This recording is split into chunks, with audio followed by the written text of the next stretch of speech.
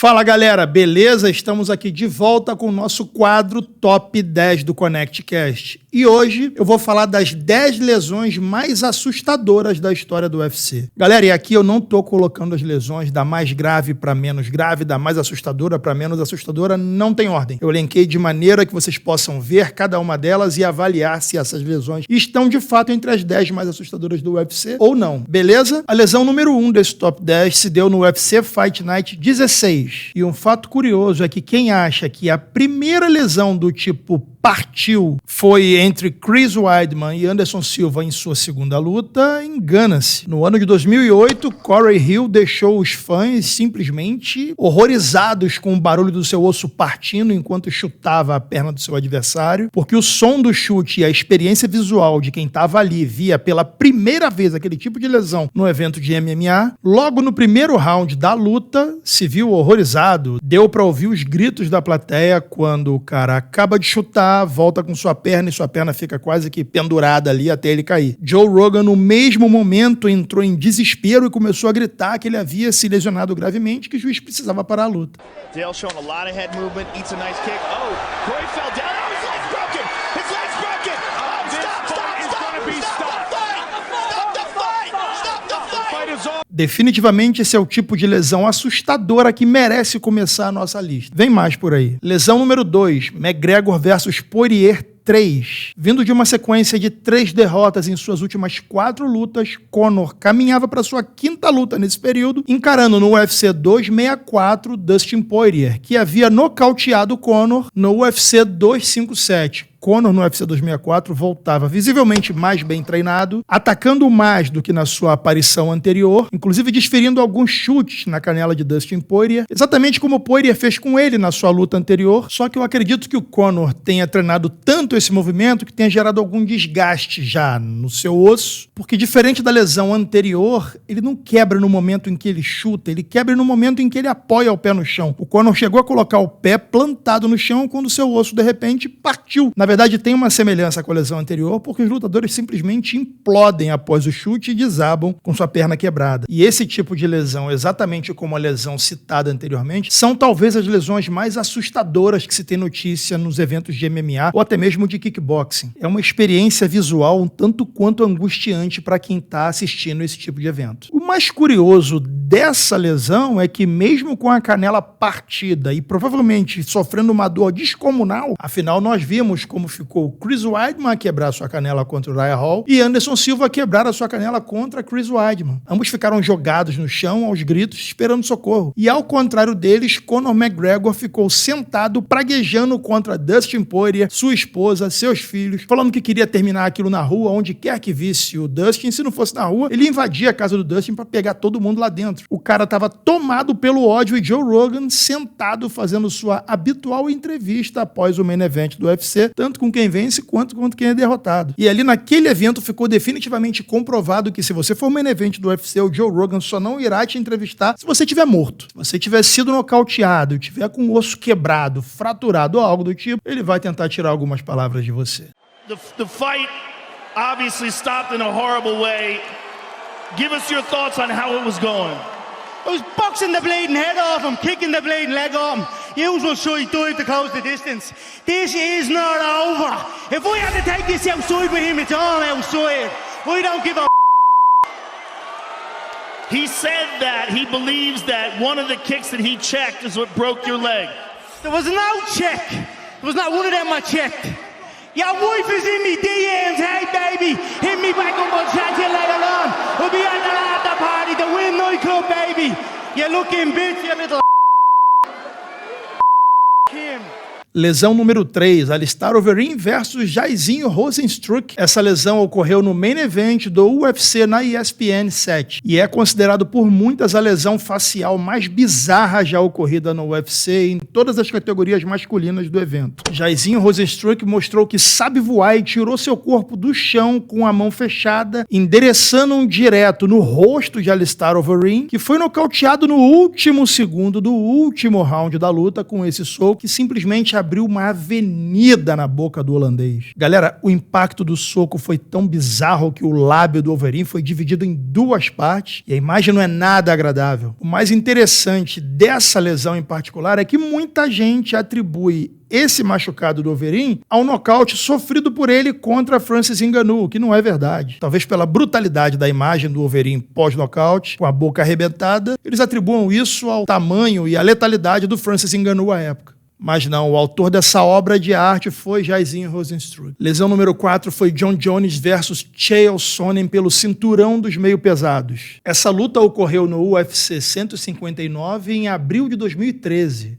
Desde a pesagem, essa luta já carregava consigo uma carga emocional para quem era fã hardcore do UFC e ouvia falar um pouco dos bastidores do evento. E eu digo isso porque já na pesagem, Chael Sonnen se apresenta a Jon Jones na hora da pesagem com uma lata de Coke, como chamam a Coca-Cola nos Estados Unidos, na mão, fazendo alusão aos boatos de que Jon Jones vivia no karatê colombiano, andando sobre raios, cheirando cocaína antes das suas lutas no UFC. Se aproveitando dessas informações, Chael Sonnen subiu a pesagem com uma lata de Coke na mão, fingiu dar um gole na frente de Jon Jones, provocando ele e fazendo menção aos boatos de que ele usava cocaína. Boato esse confirmado pelo próprio Jones 2 anos depois, 3 dias após sua vitória contra Cormier, onde ele sentou e admitiu que havia sido pego no exame surpresa e que constava no seu sangue cocaína. Ele admitiu fazer uso recreativo e logo em seguida se internou numa clínica de reabilitação e logo depois disso saiu da clínica, se envolveu num acidente com uma grávida onde ele negligenciou socorro e etc. Isso aqui tudo dá mais um episódio aqui do nosso podcast só falando de Jon Jones. Mas vamos pro que interessa. Falando da luta em si, tudo isso gerou em Jones uma adrenalina tão forte que ele entrou no modo caçador e assim que entrou no octógono, tratou de derrubar Chael Sonnen e fez tanta pressão ali com suas pernas e quadril em cima do adversário que o seu pé, pressionado contra o chão do octógono, quebrou. Sim, o seu dedo quebrou numa fratura exposta ao longo do round, só que ele não sentiu absolutamente nada, continuou espancando o Chael Sonnen, que se sentiu tão acuado e impotente que desistiu de voltar para o segundo round, sem saber da existência da lesão. Ao fim do primeiro round, ambos os lutadores se levantaram, foram cada um para os seus corners. Jones não sabia da sua lesão,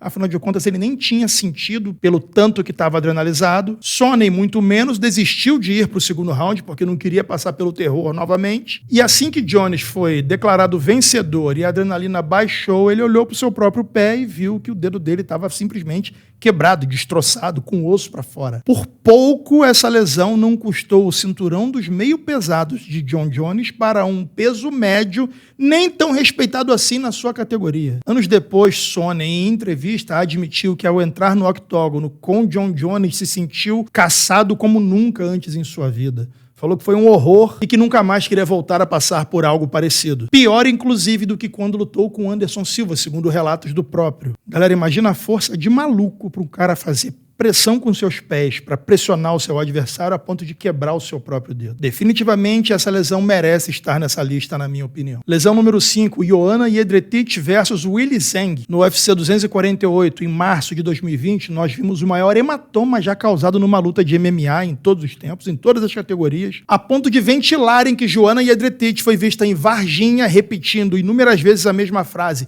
busquem conhecimento. Qual a sua mensagem para a Terra, Bilu? Apenas que busque conhecimento.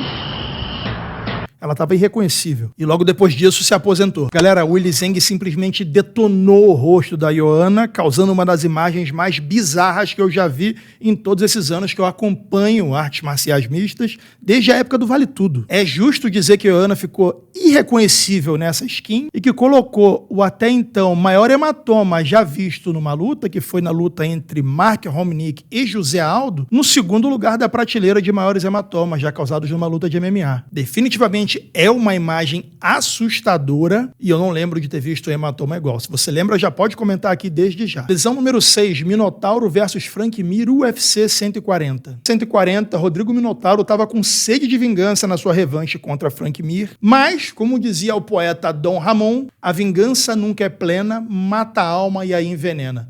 Mas lembre-se bem de uma coisa: a vingança nunca é plena, Mata a alma e a envenena. E eu digo isso porque o Minotauro, com a luta praticamente ganha, Francisco Miranda nocauteado em pé, morto praticamente, e Rodrigo resolve dar aquela esculachada para encerrar com chave de ouro, finalizando Francisco Miranda. Eis que Frank Mir se recupera e o resultado disso foi uma das lesões de torção mais bizarras que a gente já pôde ver no UFC. Frank Mir pegou o braço de Rodrigo Minotauro e quebrou diante de todos nós que assistíamos de casa ou no próprio evento, como se fosse um saco de pão e ao torcer o pão se rompe, mas no caso não era o pão, era o braço do Minotauro. Sem dúvida foi uma das piores noites para os fãs de MMA brasileiros que já vinham com uma derrota de Minotauro para Frank Mir na final do TUF, engasgados com isso, e tiveram na mão o gostinho da vitória, mas que no final acabou com uma nova derrota e uma das piores lesões já vistas. Repetimos a dose da derrota de maneira ainda mais traumática e assustadora nessa noite. Norma Dumont versus Irene Aldana, UFC Noite. Em setembro de 2024, no UFC 306, Norma Dumont protagonizou numa luta contra a Irene Aldana a imagem mais chocante do evento, que juntinho com a lesão do Overeem, eu diria que é, na categoria feminina, a lesão facial mais bizarra já visto numa luta de MMA dentro do UFC. Corte na testa da Irene Aldana foi tão bizarro que chegava a dar pra ver o osso, acredito eu, que aquilo era o osso, e eu nem fiquei olhando muito pra conferir, porque foi uma das imagens mais assustadoras que você pode ver. Foi simplesmente surreal, assustador, e eu te digo que poucos seres humanos veriam seu rosto cortado daquela forma no telão e prosseguiriam a lutar como Irene Aldana fez. A luta acabou por decisão no quinto round, com uma avenida aberta na cara, e Norma Dumont e Irene Aldana protagonizando um dos shows de porradaria feminina mais maneiros que nós já vimos. Definitivamente é mais uma lesão que merece estar aqui no hall das lesões mais assustadoras do UFC de todos os tempos. Lesão número 8, Vicente Luque versus Mike Perry. Em agosto de 2009, uma joelhada voadora de Vicente Luque em Mike Perry simplesmente remodelou o rosto do norte-americano. A lesão fez Mike Perry parecer irmão gêmeo de nariz de Jack Della Maddalena. A quantidade de sangue e a agressividade dessa lesão nos fazem entender o tamanho da imprevisibilidade do MMA. Você entra pra lutar e em fração de segundos você sai com um rosto novo, remodelado, diferente pra sempre. Brincadeiras à parte, é uma lesão que chama muito a atenção pela agressividade, pela mudança repentina de aparência, mas eu diria que perto das demais lesões que a gente tem apresentado não esteja entre as mais graves, apenas entre as mais assustadoras. Beleza? Lesão número 9, Anderson Silva versus Chris Weidman 2. Talvez essa seja uma das lesões mais famosas da história do UFC, junto com a lesão do Conor McGregor, pois à época Anderson Silva havia acabado de perder a sua invencibilidade no octógono e na ocasião fazia a revanche imediata contra seu algoz Chris Weidman. Confesso que eu comecei a assistir essa luta muito confiante da vitória do Anderson, porque afinal de contas eram 5 rounds, ele não cometeria o erro que cometeu na primeira luta, e o primeiro round foi como esperado, Chris Weidman colocando para baixo, desferindo inúmeros golpes e Anderson Silva levantando ao final sem nenhum sinal de desgaste ou nem mesmo um corte no rosto. E aí logo assim que começou o segundo round, Anderson medindo a distância, escolhendo os ataques até que partiu. Mais uma vez nós vimos aquela cena bizarra de uma canela se partindo em meio à luta, aquele barulho estrondoso do osso se quebrando. To the body. Oh, nice. O Anderson Silva gritando no chão aos prantos devido à dor causada pela lesão, e Chris Weidman comemorando feito louco a sua segunda vitória sobre o até então maior lutador do UFC. Eu digo que aquele dia foi um dos mais bizarros porque foi um misto de sabor amargo de derrota e falta de empatia do Chris Weidman com o colega de trabalho que havia se lesionado muitíssimo sério. Em momento algum o Chris mostrou empatia pela dor do colega ou o mínimo de preocupação. Definitivamente foi uma noite ruim para os brasileiros e assustadora devido à lesão e à gravidade dela. Mas como o mundo não gira, ele capota. A lesão número 10 é de novo com Chris Weidman agora contra o Uriah Hall. Sim, Chris Weidman novamente envolvido numa lesão grave, com uma canela partida, mas dessa vez o algoz virou vítima. Sim, exatamente como na luta dele com Anderson Silva, só que agora ele foi vítima de um bloqueio após desferir um chute que culminou exatamente na mesmíssima lesão que finalizou a luta dele com Anderson Silva na segunda vez onde eles se encontraram. É uma lesão igualmente assustadora, avassaladora, não desejo isso pra ninguém, nem mesmo pro Chris Weidman, que se mostrou um cara nada empático, Mas reparem que a atitude do Uriah Hall ao ver o colega se lesionando dessa forma foi completamente diferente da atitude do Chris Weidman ao ver um colega sofrendo da mesma lesão. Graças a Deus, assim como Anderson Silva, Chris Weidman conseguiu se recuperar da lesão e voltou a lutar e está em atividade no UFC nesse momento. Enfim, galera, essa luta aqui tenta passar para você um pouquinho da brutalidade que o nosso esporte envolve. Definitivamente não é para qualquer ser humano passar isso e voltar a lutar. Sem dúvidas é um esporte que é baseado em gerar dano no seu oponente, e quanto mais o esporte evolui, maior a capacidade de gerar dano dos atletas e maior a possibilidade da gente ver lesões tão assustadoras quanto essas 10 que eu acabei de elencar. Mas me diz você trocaria alguma dessas lesões por alguma que eu esqueci de citar aqui nessas top 10? Ou você acha que a lista ficou muito boa e não falta incluir absolutamente nenhuma? Seja qual for a sua opinião, comenta aqui embaixo, beleza? Eu tô muito doido. Cara, eu tô muito doido. Seja qual for a sua opinião, comenta aqui embaixo. Eu quero saber qual é a sua opinião com relação a essa lista, o que você incluiria ou o que você retiraria daqui, tá bom? Forte abraço, galera!